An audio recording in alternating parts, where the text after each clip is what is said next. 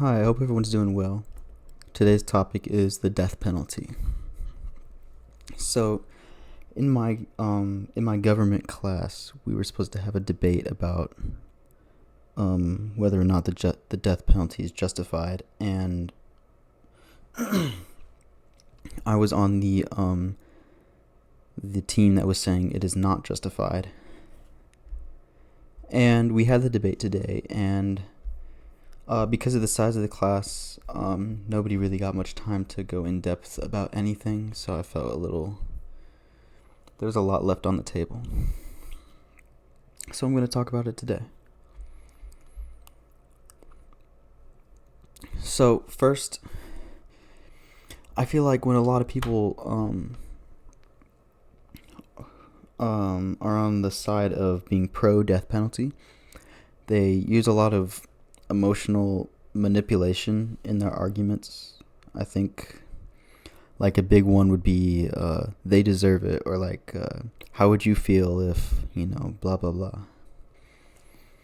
And that's fine when you're just talking to someone, but I feel like in a debate that's not it's not the best course of action. I feel like emotional appeals in the place of logic is a little bit of a logical fallacy. So to sum up that point, I think emotional appeals and like how would you feel isms and things like that are no basis for an irrevocable legal sentencing. Something as consequential as the death penalty should be decided empirically, not through emotional appeals. And also, so that was in a lot of people's arguments. And it's fine. I understand. That's really the most compelling argument, is to appeal to emotion. When you're saying you're pro death penalty, it's hard to be like, well, according to the statistics. But it's really, really easy to say, imagine if somebody killed your mom. So I understand it, but I just disagree with it. Also, I guess I should explain who gets the death penalty. Where I live, at least, first-degree murder is the only crime eligible for the death penalty. So that includes things like premeditated killings, killing with depraved indifference to the value of human life, which is basically like if you kill someone by accident but it's like super crazy, or maybe you kill someone on purpose and it's super crazy. Not something like you got in a car crash, maybe.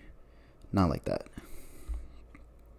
And there's also felony murder, which is when you accidentally or intentionally kill someone while committing a felony. And that's actually a crime that could be a whole other video, honestly, because I have a lot of thoughts about it. But I'll move on.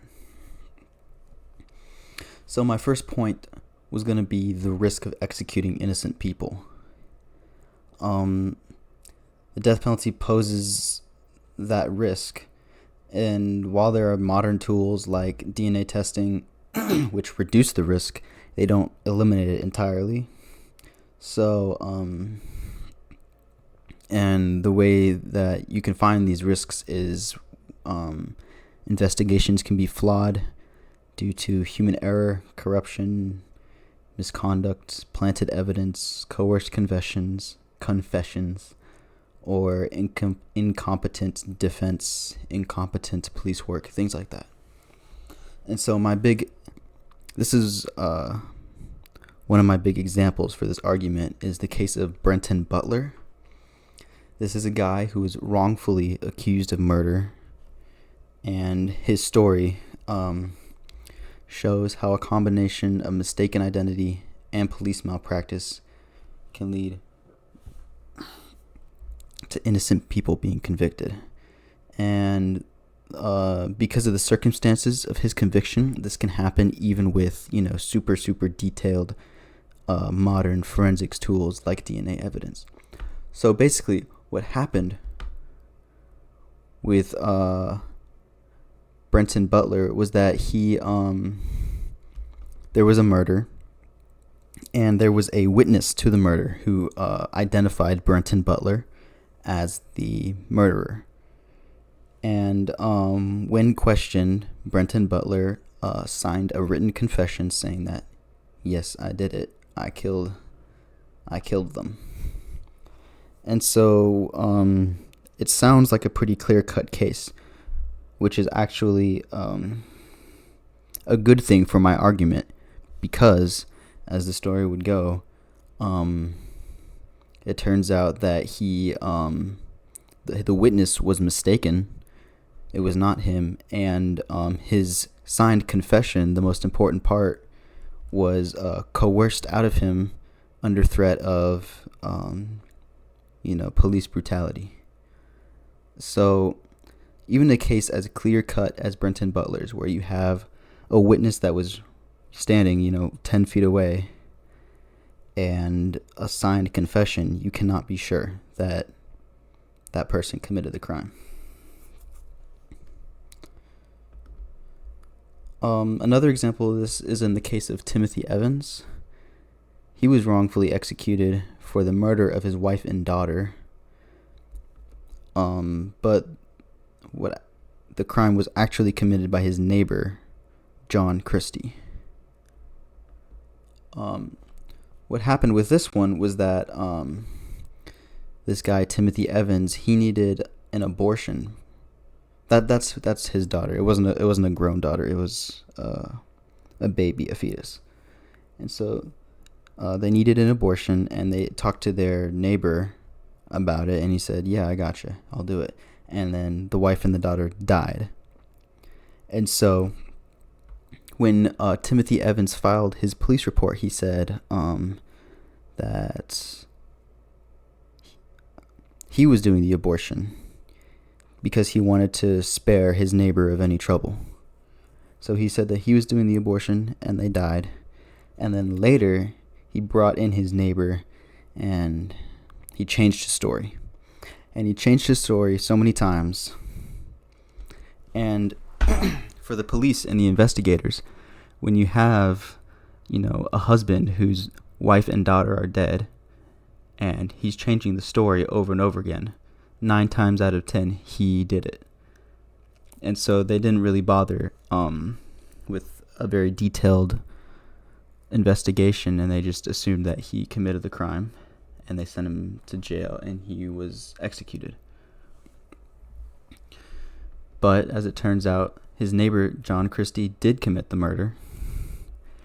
And later, even much later, a few years later, it was discovered that his neighbor, John Christie, was a serial killer. And he had killed many, many people, including people after Timothy Evans was executed. So that's another example of police misconduct, where they have a kind of a case that can be put away very easily, and they just say, screw it, this guy clearly did it, let's send him to jail.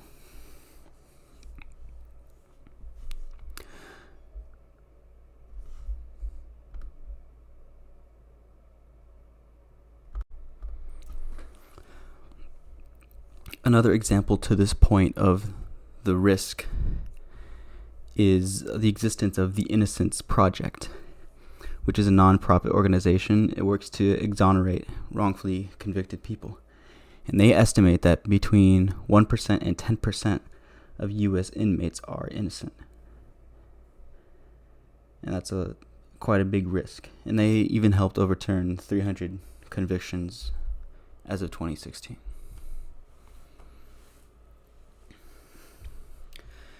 In my debate earlier today, they brought up, my opposition brought up the fact that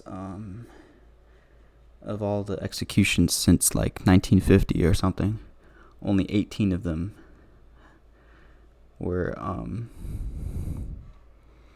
innocent people.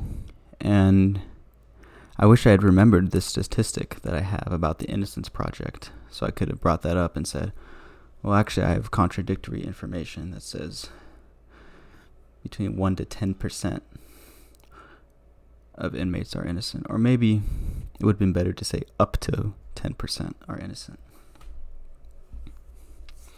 Anyway, another example of this would be Marcellus Williams, who was actually killed earlier this year. I think September 24th, he was executed. He was convicted in 2006, I believe. And at the time, the evidence was kind of shaky, but it didn't matter. And he was going through the system.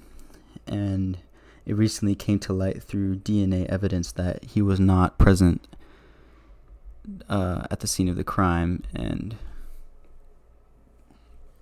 there was a large movement to have him exonerated. And he was not, and he was eventually executed.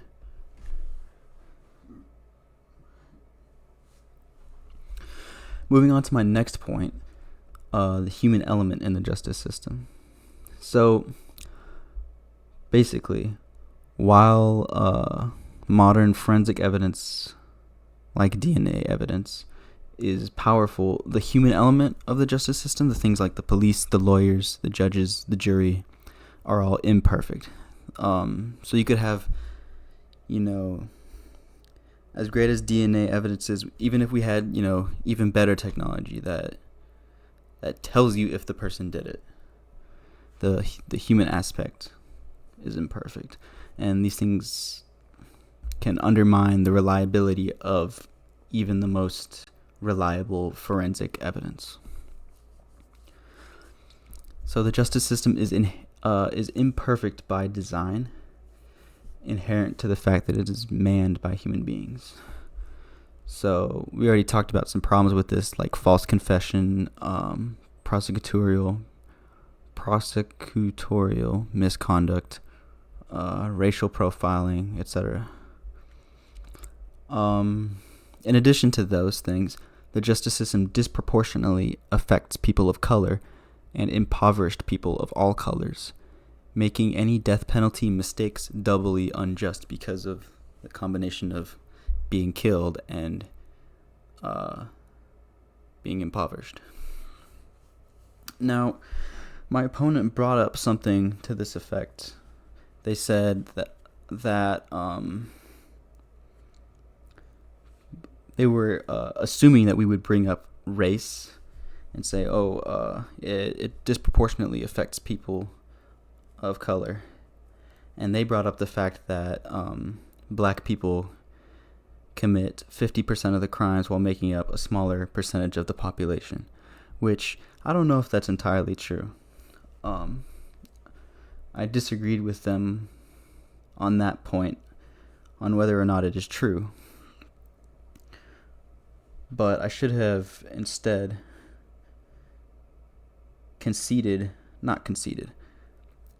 said that whether or not that statistic is true, that doesn't support the death penalty. I told them that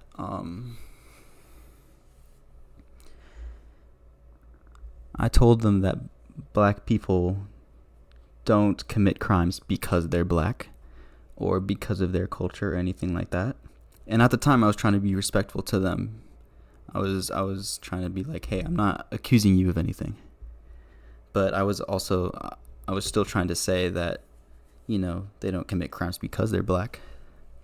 Whether or not that statistic is true, people commit crimes because of poverty. And the death penalty does nothing to address the root cause of these crimes.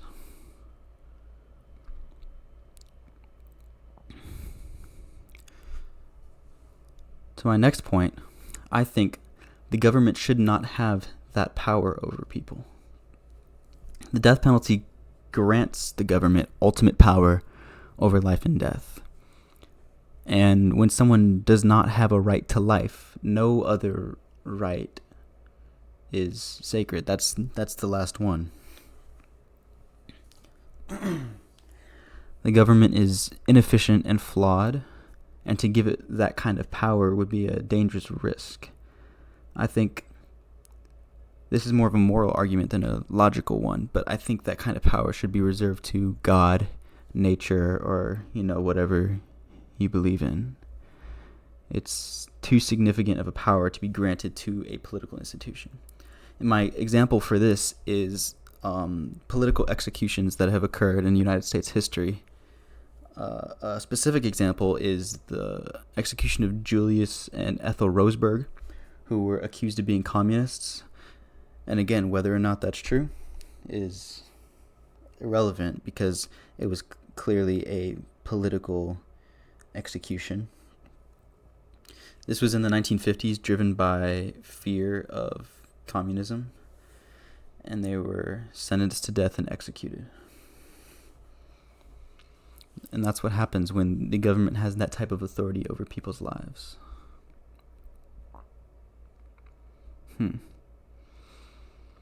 So that's it with that point. I also want to bring up my opposition came up with an argument that one of her friends had been killed,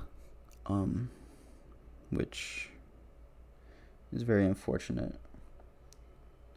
One of her friends had been killed, and the person who killed them, they weren't clear whether it was about any of the circumstances, really. They weren't clear about any of the circumstances, so I can't really comment on that.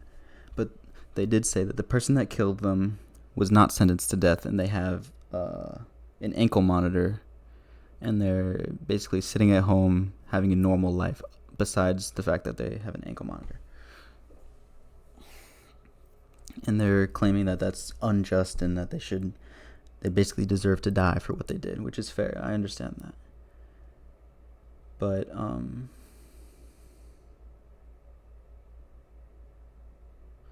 I think that the fact that they are in such a privileged position, the murderer is in such a privileged position given the crime he committed, I think that's evident of the lack of accountability and the lack of efficacy in the justice system.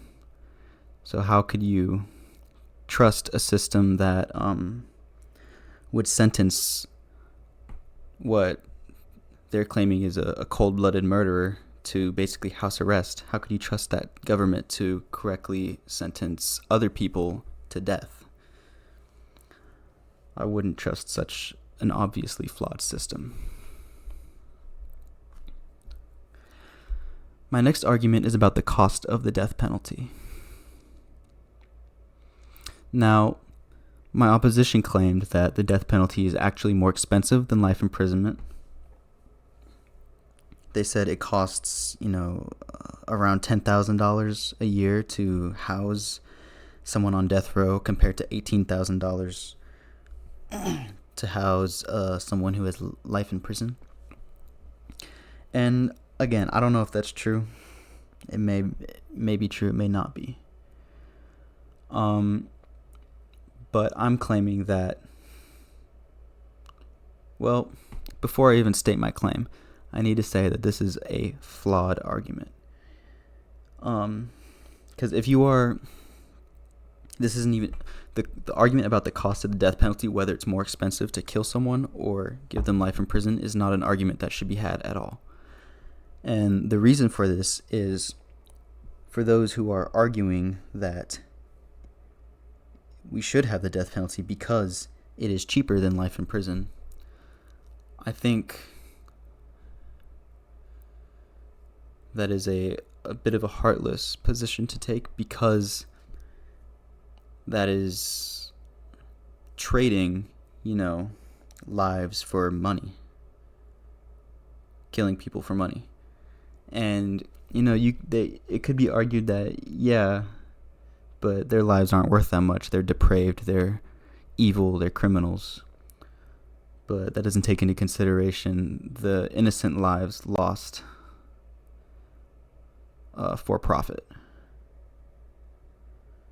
Which, the amount of innocent lives can be debated. But what cannot be debated is that there are innocent lives lost for profit as a result of the death penalty. So that's why this argument about whether it's more or less expensive doesn't need to be had. But just for fun, I found sources that say that the death penalty is significantly more expensive than life in prison.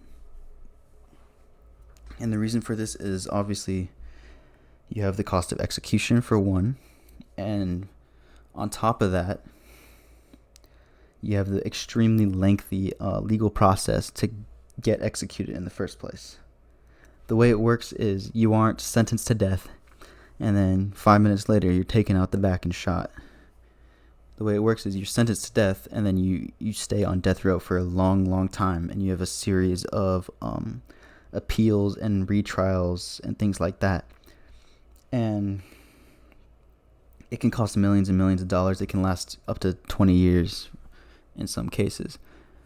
And so I really don't see the argument for it being cheaper because of the extreme high-end cost.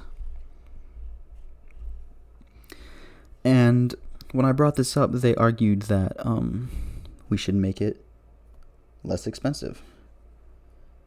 We should just sentence someone to death and then 5 minutes later bring them out back and shoot them. And I can see how that would be a solution to the cost problem, but speeding up the process, cheapening the process is not what we want. That would just increase the likelihood of executing innocent people from what some would consider an acceptable amount to an extreme amount of innocent people being executed. And that's morally unacceptable. And at that point, you're really weighing the innocent deaths that will occur against the cost of executing people. And that's not really a conversation anybody wants to have. So it's a good thing that the death penalty is slow and expensive because it allows time for due process. A good example of the benefit of executions taking a really long time is in the case of, as previously mentioned, Timothy Evans, who he was executed. He was the one that there was a serial killer. So if he had been executed much later and it was a more expensive, more lengthy process, he could have had, loads of information to assist in the capture of this serial killer, who, by the way, went on to kill more people after Timothy Evans was executed.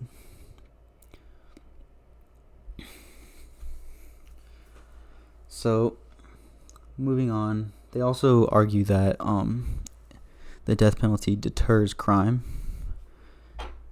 And my argument against that is that there's really no evidence that it does that.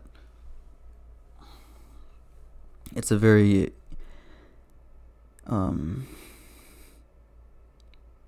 easy fact to find. All you have to do is compare the crime rates of comparable states that do and do not have the death penalty. And people smarter than me have figured that out and decided that there's pretty much no difference. Now, people might argue that the death penalty is not a good deterrent as it is currently used, and it would be more effective if it was quicker, cheaper, more frequently used. And that just runs into the same problem as I was previously talking about, where quicker, cheaper, more frequent, that just means executing more and more innocent people. In addition to that, the deterrence argument assumes that criminals weigh the consequences before committing crimes, which is not always the case. Like, for example, in the most depraved serial killers, a lot of them expect to kill themselves or be shot by police, on the scene, like in the case of a school shooting. And, the death penalty was never going to stop that person.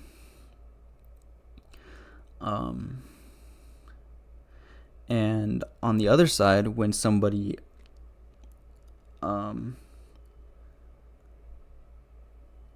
doesn't even consider the death penalty to be an option. In the case of felony murder, if you are, say, robbing a person's house and you get in a scuffle and you shoot the person, you weren't going into that house thinking, oh, I might get the death penalty, but I might get a lot of money from robbing this guy's house. No, you were thinking, I might get 10 years in prison, but I also might make a lot of money from robbing this guy's house. Because the felony murder is such a kind of strange and unexpected law, like it's not common sense. Nobody is going to consider felony murder and the consequences of the death penalty when they're committing a lesser felony.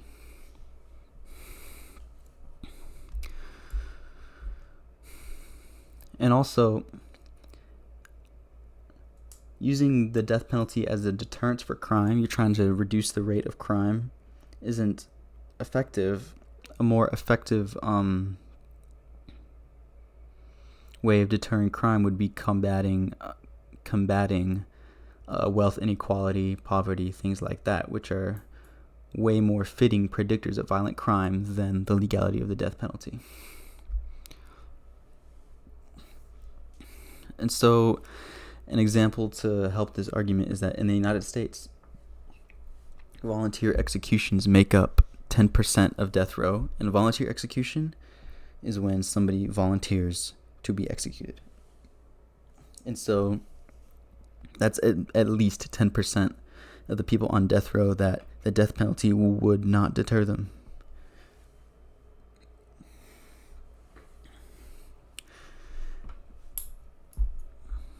So let's move on to the closure argument. Many people would argue that the death penalty provides closure for families and loved ones. And I disagree with this argument as well because of the lengthy process of the death penalty. Like I said, you can be there for 20 years on death row, coming back for retrials and appeals and things like that.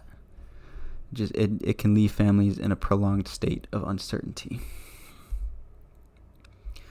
And so, for a real-life example of this, there was a study comparing the effects of the death penalty versus life imprisonment on victims' families, and it found that survivors in death penalty states had poorer physical and psychological health than those in life without parole states.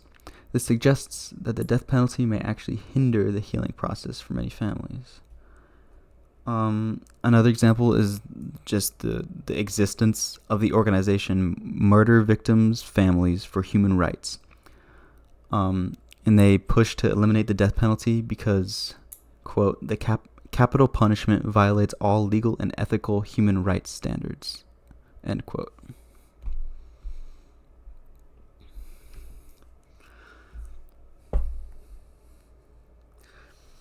For my next point, my opposition brought up that the fact that by executing people, they have zero chance of reoffending and they're essentially removed from the world. And that's definitely true.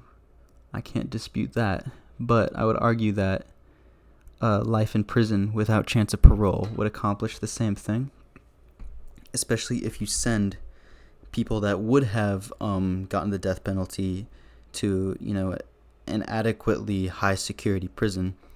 You don't send them to just any random prison. You send them to where you don't want people to escape from. And so they have virtually no chance of reoffending. And also, there's a bit of a problem with this argument, and it's that the idea that you can eradicate evil by executing evil people is flawed. It doesn't address the root problem that causes people to commit acts beginning of the death penalty, which perpetuates violence instead of ending it. And this idea assumes that people are naturally evil, and by killing them, the world is rid of that evil. When, in reality, the evil actually occurs in the system that perpetuates the violent acts that these people are committing.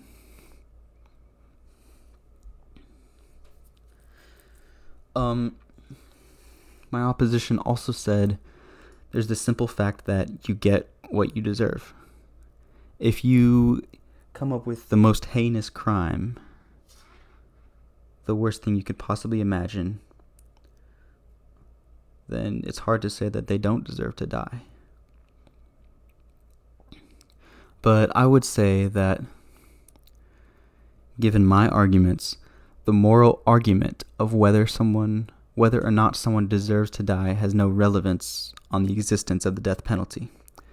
Because yeah, you could have the worst person you could possibly think of, and they may deserve to die, but to be sentenced to death by the criminal justice system is another thing entirely. And the reason for that is because, as previously stated, the problems with the criminal justice system, the problems with innocent people being executed, flawed investigations, unequal application of justice, all of the above points apply.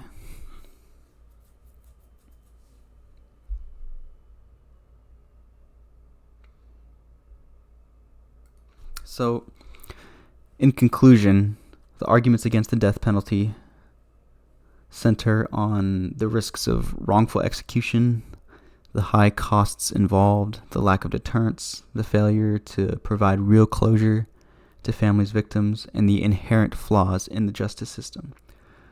While the emotional appeals for justice and closure are understandable, the overall systemic problems make the death penalty a morally and practically flawed solution.